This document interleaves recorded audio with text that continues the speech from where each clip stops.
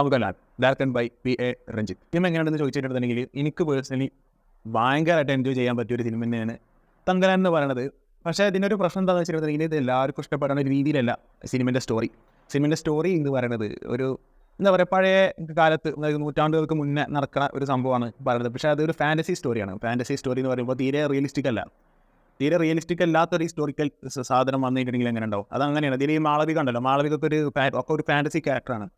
അത് ഭയങ്കര അമാനുഷിക ശക്തി പോലത്തെ സംഭവങ്ങളും കാര്യങ്ങളൊക്കെ ഈ സിനിമയിൽ വരുന്നുണ്ട്. അപ്പോൾ അതുകൊണ്ട് തന്നെ പിന്നെ അതേപോലെ തന്നെ സിനിമേൻ്റെ പല സാധനങ്ങളും നിങ്ങൾക്ക് അത് കാണുന്ന സമയത്ത് കണക്ട് ചെയ്യാനല്ലേ നമുക്ക് മനസ്സിലാക്കാനൊക്കെ ബുദ്ധിമുട്ട് വന്നു കഴിഞ്ഞിട്ടുണ്ടെങ്കിൽ മൂവി നിങ്ങൾക്ക് ഇഷ്ടപ്പെടില്ല. അപ്പോൾ അതങ്ങനെ അത് എല്ലാവർക്കും നമ്മൾ പറയുന്നത് തന്നെ cinema it's not everyone's cup of tea എന്നൊക്കെ നമ്മൾ പറയുമല്ലോ. അത് അങ്ങനത്തെ ഒരു സിനിമയാണിത്. മനസ്സിലായി, എല്ലാവർക്കും അങ്ങനെ ഇഷ്ടപ്പെട്ടുള്ളതെന്നില്ല. ബട്ട് എനിക്ക് പേഴ്സണലി അത് ത്രൂ ഔട്ട് എൻജോയ് ചെയ്യാൻ പറ്റി. എനിക്ക് മേ ബി ഒരു സിനിമയിൽ ആകെ ഉള്ള ഒരു നെഗറ്റീവ് എന്ന് പറയുന്നത് ഇത് VFX ആണ്. അതിൽ ഈ പാമ്പിൻ്റെ കുറച്ച് സീനുണ്ട്. പാമ്പ് ഇങ്ങനെ അടച്ചിങ്ങനെ പോകുമ്പോൾ കുഴപ്പമില്ല. പക്ഷേ അതിങ്ങനെ കടിക്കാൻ വരുന്ന ആക്രമിക്കുന്ന സമയത്തൊക്കെ വൻ ഷോക്കാണ് VFX. 5 പൈസക്കില്ല. പിന്നെ അതേപോലെ തന്നെ ഇതിന് ഇങ്ങനെ മാളവികൻ്റെ കുറച്ച് VFX ഉണ്ട്. അത് ഇനിയും കുറച്ച് കുഴപ്പമുണ്ടായിരുന്നില്ല. പക്ഷേ ഒരു ചോര തെറിക്കണൊക്കെ സീനുണ്ട്. ഇതിൻ്റെ പൊന്നോ വൃത്തികെട്ട VFX. അയ്യോ, അത് വിക്രമിൻ്റെ മേത്തൊക്കെയാണ് ചോര തിരിക്കണം. പൈപ്പ് തിരിച്ചിടണം അതിലൊക്കെ. ഇത് ശരിക്കും ആരോ ഇങ്ങനെ സൈഡിൽ നിന്ന് ഇങ്ങനെ ക്യാമറയുടെ ബാക്കിൽ ഇങ്ങനെ ആരോടുത്ത് ഒഴിക്കണതാണെന്ന് നല്ല ഫീൽ ചെയ്യുന്ന രീതിയിൽ ഉള്ളൊരു വൃത്തികെട്ട സംഭവം. അത് അങ്ങനെ ഒഴിക്കുകയാണെന്നുള്ള, പക്ഷേ അതേപോലെ തോന്നിപ്പിക്കുന്ന അത്രയും വൃത്തികേടായിട്ടുള്ള ഒരു VFX ആണ് ഈ ഒരു സിനിമയിലുള്ളത്. അതേപോലെ തന്നെ ഒരു മൃഗമൊക്കെ വരുന്നുണ്ട്. അത് ആ സമയത്ത് നമുക്ക് വലിയൊരു കുഴപ്പമൊന്നുമില്ല. ബോറാണ്, എന്നാലും അത്രയും വൃത്തികേടത് പറയാനില്ല. അങ്ങനത്തെ ഒരു സംഭവത്തിലാണ്. അത് മേ ബി എനിക്ക് ഒരു സിനിമയിൽ ആകെ ഒരു പോരാ എന്ന് തോന്നിയത് ഇതിൻ്റെ VFX ആയിട്ട് തന്നെയാണ്. ബാക്കി എല്ലാതും ഒരു ഇൻ്റർനാഷണൽ സ്റ്റഫിന് നമുക്ക് അവകാശപ്പെടാൻ പറ്റിയ രീതി തന്നെയാണ് പോകുന്നത്. ഞങ്ങളെല്ലാം എന്ന് പറഞ്ഞാൽ അതാണ്. പ്രത്യേകിച്ച് സെക്കൻഡ് ഹാഫ് എന്നുള്ളതല്ല. സെക്കൻഡ് ഹാഫ് ഞാൻ പല റിവ്യൂസും കേട്ടിട്ടാണ് ഈ സിനിമ കാണാൻ പോയത്. പക്ഷേ സെക്കൻഡ് ഹാഫിൽ ലാഗ് ഉണ്ടെന്ന് പല ആൾക്കാർ, അല്ലെങ്കിൽ സിനിമൻ്റെ രണ്ടാം പകുതിയിൽ ഭയങ്കര അഴിച്ചിൽ ഫീൽ ചെയ്യുന്നതൊക്കെ പറഞ്ഞ് കേട്ട്. അപ്പോൾ ഞാൻ അതിന് റെഡി ആയിട്ടാണ് ഇൻ്റർവെല്ലിൻ്റെ സമയത്ത് ആയിരുന്നത്. പക്ഷേ അങ്ങനെ അതും എനിക്ക് ഫീൽ ചെയ്തില്ല. പക്ഷേ അത് സ്ലോ പേസ് ആണ്. മനസ്സിലായി. ലാഗ് എന്ന് വെച്ചിട്ടുണ്ടെങ്കിൽ ഒരു കഥ ഒരു സ്ഥലത്ത് സ്റ്റക്കായി നിന്നിട്ട് സിനിമ ഇങ്ങനെ എന്തിനൊക്കെയോ ഇങ്ങനെ പോകണം. അപ്പോൾ ഞാൻ ഏഡിയോ സമീകോ മൂവി കണ്ടപ്പോൾ ഞാൻ പറഞ്ഞിരുന്നു, സ്ക്രിപ്റ്റ് ഒരു സമയം കഴിഞ്ഞപ്പോൾ സ്റ്റക്കായി. അപ്പോൾ എനിക്ക് ലാഗ് അനുഭവപ്പെട്ട്. അപ്പോൾ അങ്ങനെ സ്റ്റക്കായിട്ട് ഈ സിനിമ ഇവിടെ നിൽക്കുന്നില്ല. അതുകൊണ്ട് തന്നെ സെക്കൻഡ് ഹാഫ് ഒരു സ്ലോ പേസ് എന്നുള്ള രീതിയിൽ എനിക്ക് അനുഭവപ്പെട്ടിട്ടുള്ളൂ. അതല്ലാതെ ഭയങ്കര ലാഗും കാര്യങ്ങളും ഉറക്ക് വരും അങ്ങനത്തെ യാതൊരു സംഭവമില്ല. പക്ഷേ ക്ലൈമാക്സിൻ്റെ സമയത്ത് കുറച്ചൊന്ന് ട്രിം ചെയ്ത് കളയുന്നത്, കുറച്ചൊന്ന് എവിടേക്കോ സീന് ഒന്ന് അനാവശ്യമായിട്ടുള്ള സീനുകൾ വരും. ലാഗല്ല, അത് അനാവശ്യമായിട്ടുള്ള സീൻ എന്ന് വെച്ചിട്ടുണ്ടെങ്കിൽ ഇതിപ്പോൾ എന്തിനാ ഇവിടെ ഇട്ട്, ഇല്ലെങ്കിൽ ഇത് എന്തിനാ അവിടെ ഇട്ട് എന്നുള്ളൊരു ഫീല് ക്ലൈമാക്സിനോട് എടുക്കുമ്പോണ്ട്.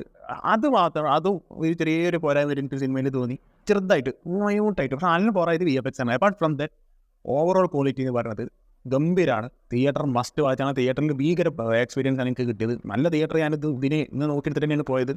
ഭയങ്കര എക്സ്പീരിയൻസ് എനിക്ക് തിയേറ്ററിൽ നിന്ന് കിട്ടി. അത് നിങ്ങൾക്കും അത് കിട്ടും എന്നുള്ളതാണ് എൻ്റെ വിശ്വാസം. പക്ഷേ അത് ഇങ്ങനത്തെ മൂവീസ് ഇഷ്ടമാവണം. ഇങ്ങനത്തെ ഒരു ഫാൻറ്റസി സ്റ്റോറി ഇല്ലെങ്കിൽ തീരെ നടക്കാത്ത അങ്ങനത്തെ ഒരു പഴയ ഒരു കഥ എന്നുള്ള രീതിയിൽ നിങ്ങൾക്ക് അങ്ങനത്തെ മൂവീസ് ഇഷ്ടമാണെന്നുണ്ടെങ്കിൽ ഡെഫിനറ്റ്ലി നിങ്ങൾക്ക് ഈ ഒരു സിനിമ ഇഷ്ടപ്പെടും. പിന്നെ സിനിമൻ്റെ BGM ചെയ്തിട്ടുള്ളത് GV പ്രകാശ് കുമാർ. അദ്ദേഹമാണ് ഇതിൻ്റെ ഇത് ചെയ്തിട്ടുള്ളത്. BGM സ്കോറിംഗ് ഒക്കെ ചെയ്തിട്ടുള്ളത്. ഗംഭീരം എന്ന് പറഞ്ഞാൽ പോരാ മക്കളെ. അത് ഫസ്റ്റ് ഞാൻ ഈ സിനിമ തുടങ്ങണ മുന്നേ തന്നെ ഞാൻ ഈ സിനിമയോട് വളരെയധികം എൻഗേജായി. അതിൻ്റെ കാരണം ഇത് എഴുതി കാണിക്കുന്ന സമയമുണ്ടല്ലോ, അത് ഓരോ ടെക്നിക്കൽ വശങ്ങൾ ആരൊക്കെ ഹാൻഡിൽ ചെയ്ത് നിൽക്കണമെന്നുള്ള ഓരോ സംഭവങ്ങൾ ഇത് നമ്മളെ മുന്നിലേക്ക് ഇതിങ്ങനെ കാണിക്കുന്ന സമയത്ത് ഉള്ള ഒരു BGM ഉണ്ട്. സാധാരണ എഴുതി കാണിക്കുമ്പോൾ പലരും ഫോണിൽ ഇരിക്കുന്നുണ്ടെന്നുണ്ടെങ്കിൽ ഞാൻ പോയ തിയേറ്ററിൽ ഞാൻ പോയ ഷോക്ക് അങ്ങനത്തെ സംഭവം ആരെ ഭാഗത്തുനിന്നും വന്നിട്ടുണ്ടെങ്കില്ല. കാരണം ഇരുട്ടത്ത് ഒരാൾ തിയേറ്ററിന് ഫോൺ എടുക്കുമ്പോൾ നമുക്ക് ഭയങ്കര ബുദ്ധിമുട്ട്. കണ്ണിക്ക് ഇങ്ങനെ വെളിച്ചം കുത്തില്ലെങ്കിൽ ബ്രൈറ്റ്നസ് കുറക്കുക, അതിന് കൂട്ടിയിട്ട് കണ്ണിക്ക് കുത്തിക്കും. അതുകൊണ്ട് തന്നെ പക്ഷേ ഇത് അങ്ങനെയല്ല. ഇത് അങ്ങനെ സുഖമായിട്ട് ടൈറ്റിൽ എന്തൊക്കെ ഒന്ന് കാണാനും പറ്റും. അത് ചിയാൻ വിക്രം എന്നൊക്കെ എഴുതി കാണിക്കുന്ന സമയത്തുള്ളൊക്കെ സ്കോറിംഗ് ഉണ്ട്.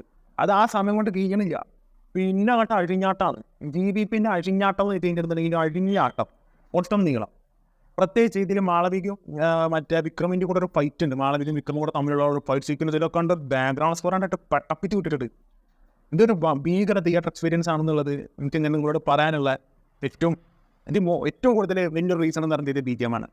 ഗംഭീര പ്രൊഫഷണലായിട്ട് അദ്ദേഹം ചെയ്ത് വെച്ചിട്ടുണ്ട്. പിന്നെ അതേപോലെ തന്നെ കയ്യടി കൊടുക്കേണ്ട വേറൊരു ടെക്നിക്കൽ ഡിപ്പാർട്ട്മെൻറ്റ് എന്ന് പറയുന്നത് ഇതിൻ്റെ DOP ആണ്, സിനിമാറ്റോഗ്രാഫർ. അതായത് ഈ സിനിമ എന്ന് പറയുന്നത് ഞാൻ പറഞ്ഞില്ല, നൂറ്റാണ്ടുകൾക്ക് മുന്നേ നടക്കുന്ന സ്റ്റോറി ആയതുകൊണ്ട് തന്നെ വിഷ്വലി നമ്മളത് അങ്ങോട്ട് കൊണ്ടുപോകാൻ വേണ്ടിയിട്ട് കഴിയണം. അല്ലാതെ ഇത് കുറേ മണ്ണുമാരിയിട്ട് അവിടെ കുറച്ച് ആൾക്കാർ 1800 എന്ന് പറഞ്ഞാൽ നടക്കില്ല. അത് നമുക്ക് ഫീൽ ചെയ്യണം അത് 1800-കളിലാണ്. അത് ഇപ്പം നമ്മൾ ജീവിച്ചിരിക്കണമെങ്കിൽ 2-2.5 നൂറ്റാണ്ട് മുന്നേ നടക്കുന്ന സംഭവമാണെന്നുണ്ടെങ്കിൽ നമുക്ക് ഫീൽ ചെയ്യാൻ വേണ്ടി കഴിയണം. അതിൽ ഈ DOP ഉണ്ടല്ലോ വളരെയധികം സക്സസ്ഫുൾ ആയിട്ടുണ്ട്. സെറ്റപ്പ് സാധനം, വിഷ്വൽസ് അത് ആക്ഷൻ്റെ സമയത്ത് മാത്രമല്ല വിഷ്വലി അതിങ്ങനെ ആദ്യം തന്നെ പെർഫെക്റ്റ് ആണ്. പിന്നെ അവിടുന്ന് ഒരൊറ്റ സെക്കൻഡ് പോലും ബാക്കിലേക്ക് പോയിട്ടില്ല. ആ വിഷ്വലി അതിൻ്റെ ക്വാളിറ്റിയാണ് ഞാൻ പറയുന്നത്. ഒരൊറ്റ സെക്കൻഡിന് പോലും അത് ബാക്കിലേക്ക് പോകാതായിട്ട് എനിക്ക് പേഴ്സണലി ഫീൽ ചെയ്തിട്ടില്ല. അതേപോലെ തന്നെ പെർഫോമൻസിൻ്റെ കാര്യത്തിലേക്ക് വന്നു കഴിഞ്ഞിട്ടുണ്ടെങ്കിൽ ഇതിന് മെയിനായിട്ട് ഞാൻ കുറേ ഇതിലുണ്ട്. ഇത് കുറേ ജൂനിയർ ആർട്ടിസ്റ്റുകൾ നമുക്ക് കഷ്ടപ്പെടാൻ പറ്റിയ ചില ആക്ടേഴ്സ് ഇതിൽ വന്നിട്ട് ഗംഭീരാക്കി പോയിട്ടുണ്ട്. ചില 10 സെക്കൻഡ് 15 സെക്കൻഡൊക്കെ പെർഫോം ചെയ്യാനുള്ളൂ.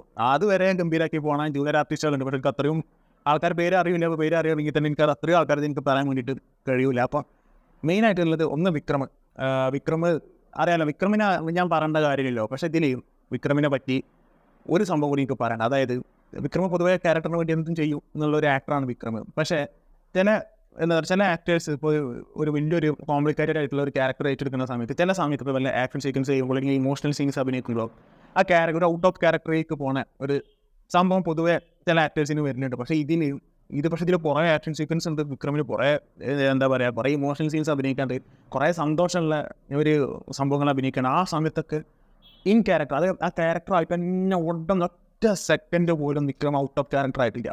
അദ്ദേഹത്തെ എങ്ങനെ ചെയ്യുന്നത് യാതൊരു കൊടുത്തില്ല. ഭയങ്കര ലീനിയറായിട്ട് ഒന്നും ഓവറാക്കാതെ ഇല്ലാന്നുണ്ടെങ്കിൽ ഒന്നും ഒക്കെ ഇങ്ങനെ ഒരു ഇതുണ്ട്. ഒരു ബ്രിട്ടീഷുകാരൻ വന്നിങ്ങനെ സംസാരിക്കും, ഇങ്ങനെ വടി പിടിച്ച് ഇങ്ങനെ ഇംഗ്ലീഷ് അറിയാത്ത വിക്രമിന് ഇംഗ്ലീഷ് അറിയില്ല, ഇതൊക്കെ അറിയുള്ളൂ. അപ്പോൾ അത് ഇങ്ങനെ ഇംഗ്ലീഷ് കേൾക്കാത്ത പോലെ ഇങ്ങനെ നിൽക്കണൊക്കെ ഒരു സംഭവമുണ്ട്. ഇങ്ങനെ പല്ലൊന്നും വിളിച്ച് നിന്നിട്ട് ഇങ്ങനെ നിൽക്കണൊക്കെ ഒരു സംഭവമുണ്ട്. എന്തോ രസമായിട്ടാണ് ചെയ്യുന്നത്. ഈവൻ മൈന്യൂട്ടായിട്ടുള്ള സംഭവങ്ങൾ പോലും ശ്രദ്ധിച്ച് പഠിച്ച് ചെയ്തിട്ടുണ്ട് വിക്രമം. ഒരു റിയാക്ഷൻ ഇല്ലാത്ത ആക്ടറാണ് വിക്രം എന്ന് പറയുന്നത്. പിന്നെ അതേപോലെ തന്നെ പാർവതി ഞാൻ മറ്റേ ഉള്ളവർക്ക് സിനിമ ഇപ്പോൾ ഉള്ളവർക്ക് സിനിമ എനിക്ക് അത്ര ഇഷ്ടപ്പെട്ടിട്ടുണ്ടെങ്കില്ല. ബട്ട് അതിൽ ഞാൻ പാർവതിനെ പറ്റി പറഞ്ഞിട്ടുണ്ടായിരുന്നു. ശോഭന അല്ലാന്നുണ്ടെങ്കിൽ പൂർവശമൊക്കെ ഇപ്പോൾ അഭിനയിക്കുന്നുണ്ടല്ലോ മലയാള സിനിമയിൽ. പക്ഷേ അവരൊക്കെ ഇന്നത്തെ വലിയ നടിമാർ മാറ്റി നിർത്തിയിട്ടുണ്ടെന്നുണ്ടെങ്കിൽ ഇപ്പം ഈ ഒരു മുൻനിര നടികളുണ്ടല്ലോ മലയാളത്തിൽ, അവരെക്കാളൊക്കെ മേ ബി ദി ബെസ്റ്റ് എന്ന് അവകാശം പെടാൻ പറ്റിയ, മലയാളത്തിലെ ദി ബെസ്റ്റ് എന്ന് അവകാശം പെടാൻ പറ്റിയ ഒരു ആക്ട്രസ്സാണ്, അല്ലെങ്കിൽ ആക്ട്രസ്സുകളിൽ ഒന്നാണ് പാർവതി എന്ന് പറയുന്നത്. വൺ ഓഫ് ദി ബെസ്റ്റ് എന്ന് ഞാൻ പറയാനുള്ള കാരണം അറിയാലോ, ശോഭന ഇടയ്ക്കൊക്കെ അഭിനയിക്കുന്നുണ്ട്, ഉർവശിയുണ്ട്. അതുകൊണ്ടാണ് ഞാൻ വൺ ഓഫ് ദി ബെസ്റ്റ് എന്ന് പറയുന്നത്. അപ്പോൾ അത്രയും വലിയ ആക്ട്രസ്സുകൾ ഇല്ലാന്നുണ്ടെങ്കിൽ ദി ബെസ്റ്റ് എന്ന് ഞാൻ ഉറപ്പായിട്ട് അവകാശപ്പെടും പാർവതിന്. ആ ഒരു ക്വാളിറ്റി പാർവതിൻ്റെ ക്യാരക്ടർ ഒന്ന് വിക്രമിൻ്റെ ഭാര്യയായിട്ടാണ്, ഒന്ന് ഭയങ്കര ഓവറാണ്. അത് നല്ല ഓവറാക്കി പാർവതി ചെയ്തിട്ടുണ്ട്. ചെറിയ കാര്യം വാച്ചിട്ട് വരുന്ന കാര്യമാണ്, പക്ഷേ തീരെ ബോറില്ല ഇതിൽ. അതാണ് ഇതിൻ്റെ ഒരു സംഭവം. അതാണ് തീരെ ബോറാക്കാതെ പാർവതി ഒട്ടും നീളം ചെയ്തിട്ടുണ്ട്. വിക്രമിനെ കൊണ്ട് പറഞ്ഞ പോലെ തന്നെ ഒറ്റ സെക്കൻഡ് പോലും ഔട്ട് ഓഫ് ക്യാരക്ടർ ആവാതെ പാർവതി പെർഫെക്റ്റ് കാസ്റ്റിംഗ് ആയിരുന്നു ഇതിൽ, നല്ല രീതിയിൽ ചെയ്തിട്ടുണ്ട്. പിന്നെ അതേപോലെ തന്നെ പക്ഷേ എനിക്കതിന് എടുത്ത് പറഞ്ഞൊരു ഫീമെയിൽ ക്യാരക്ടർ എന്ന് പറയുന്നത് മാളവികയാണ്. അത് വേറെ ഒന്നല്ല, അത് എനിക്ക് തോന്നുന്നത് വിക്രമിൻ്റെ അത്ര തന്നെ പല സമയങ്ങളിലും പെർഫോം ചെയ്തിട്ടുണ്ടെന്ന് എനിക്ക് പേഴ്സണലി തോന്നി.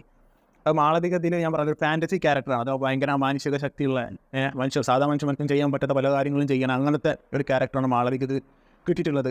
അപ്പോൾ ആ ഒരു ക്യാരക്ടർ ഡിമാൻഡ് ചെയ്യുന്നത് ഭയങ്കര ഫിറ്റ്നസ് ഉള്ള അല്ലെങ്കിൽ ഭയങ്കര ഷേപ്പുള്ള ഒരു ഫീമെയിൽ ക്യാരക്ടറായിരുന്നു.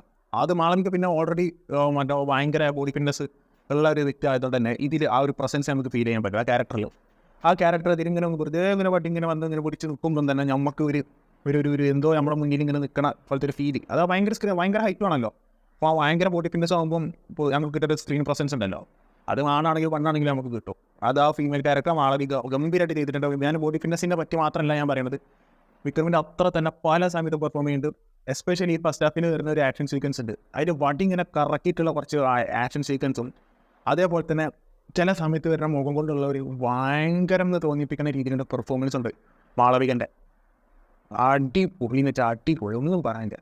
ഇവരെ 3 ക്യാരക്ടേഴ്സാണ് മെയിനായിട്ട് ഉള്ളത്. ബാക്കി വരുന്ന ഞാൻ നേരത്തെ പറഞ്ഞ പോലെ വന്നു പോകുന്ന ചില ജൂനിയർ ആർട്ടിസ്റ്റുകളുണ്ട്, 10 സെക്കൻഡും 15 സെക്കൻഡിനും. പിന്നെ കുറേ നീണ്ടു നിൽക്കുന്ന ആൾക്കാരുണ്ട്, പക്ഷേ അത്രയോ ആൾക്കാർക്ക് പേര് പറയാൻ പറ്റില്ല, അതുകൊണ്ടാണ് ഞാൻ പറയാത്തത്. പിന്നെ ഇതിൻ്റെ ഡയറക്ഷൻ ക്വാളിറ്റി എവിടെയെങ്കിലും പോകുകയാണെന്നുണ്ടെങ്കിൽ സിനിമ എടുത്ത് തോട്ടിലിടായിരുന്നു. എന്തായാലും അടുത്ത സാഹിത്യം അതിൻ്റെ ആവശ്യം വന്നിട്ടില്ല. ഗംഭീരമായിട്ട് ആ ഡയറക്ഷൻ ചെയ്തിട്ടുണ്ട്. ഞാൻ പറഞ്ഞു ഇത്തരം ക്വാളിറ്റീസൊക്കെ എനിക്ക് ഫീൽ ചെയ്യണമെന്നുണ്ടെങ്കിൽ ആ ഡയറക്ഷൻ ഉണ്ടാവും. ഞാൻ എന്നാലും എടുത്ത് പറയാതെ ഞാൻ പൊതുവേ ഇങ്ങനെ പറയുമ്പോൾ ഡയറക്ഷൻ്റെ പറയില്ല, അത് നിങ്ങൾക്ക് മനസ്സിലാക്കാനുള്ളല്ലോ.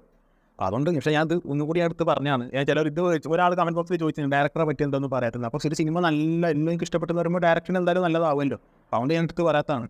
അതുകൊണ്ട് ഞാൻ ഇപ്പോൾ എടുത്ത് പറയാം, ഗംഭീര ഡയറക്ഷനാണ്. പ്രത്യേകിച്ച് ഇതിൻ്റെ ഒരു ഇമോഷണൽ സീൻസൊക്കെ വരുമ്പോൾ, ഇതിലൊരു മരണം നടക്കണത്ത സമയത്ത് ഒരു ഇമോഷണൽ സംഭവങ്ങളൊക്കെ വരുന്ന സമയത്ത് ആ വിക്രമിൻ്റെ കുറേ ക്ലോസപ്പ് ഷോട്ടുകളുണ്ട്. ഇങ്ങനെ നിന്നിട്ടുള്ള കുറേ ഡയലോഗുകൾ പറഞ്ഞ കുറച്ച് ക്ലോസപ്പ് ഷോട്ടുകളുണ്ട്. കീട്ടിനായിരുന്നു ഒരു രക്ഷയില്ലാത്ത സാധനങ്ങളിരുന്നു. അതൊക്കെ അങ്ങനെ ഒട്ടും നിങ്ങൾ എവിടെ ക്യാമറ വെക്കണം എന്നുള്ളത് കൃത്യമായിട്ട് അറിയുന്ന ഒരു ഗംഭീര ഡയറക്ടർ തന്നെയാണ്. പിന്നെ വിക്രമിൻ്റെ കഴിവാണെങ്കിലും മാളവികൻ്റെ ആണെങ്കിലും പാർവതിൻ്റെ ആണെങ്കിലും അതിൽ കൂടെ വന്ന് പെട്ടുപോയ ജൂനിയർ ആർട്ടിസ്റ്റുകളാണെന്നുണ്ടെങ്കിലും കഴിവൊക്കെ ഊറ്റി എടുത്തിട്ട് നല്ല പണി എടുപ്പിച്ചിട്ടുണ്ട് ഡയറക്ടർ. സോ ഞാൻ പറഞ്ഞല്ലോ, ഓവറോൾ ഈ മൂവി എന്ന് പറയാൻ ഇങ്ങനെ പ്രസംഗിക്കുന്നില്ല. Movie it's a must watch movie. കണ്ടിരിക്കേണ്ട ഒരു ഗംഭീര സാധനമാണ്. പക്ഷേ ഇതാണ് എനിക്ക് അങ്ങനെ റെക്കമെൻഡ് ചെയ്യാൻ പറ്റാത്തപ്പോൾ ഇങ്ങനത്തെ ഒരു മൂവിയാണ്. ഇതിൽ സ്ലോ ആയിട്ട് പോകുന്ന സമയങ്ങളുണ്ട്, ഫാസ്റ്റായിട്ട് പോകുന്ന സമയങ്ങളുണ്ട്. ഇതിലൊരു ഫാൻറ്റസി സ്റ്റോറിയാണ്. ഒരു പഴയ കാലഘട്ടത്തിൻ്റെയാണ്. ഒരു വലിയ മാസ് എലമെൻറ്റ്സ് ഒന്നുമില്ല. വിക്രമിൻ്റെ ആണെന്നുണ്ടെങ്കിൽ ആരുതാണെങ്കിലും ഒരു മാസമായിട്ടുള്ള കാര്യങ്ങളൊന്നുമില്ല. സ്റ്റോറി ഒരു പ്രിഡിക്റ്റബിൾ ആയിട്ടുള്ള സ്റ്റോറിയാണ്.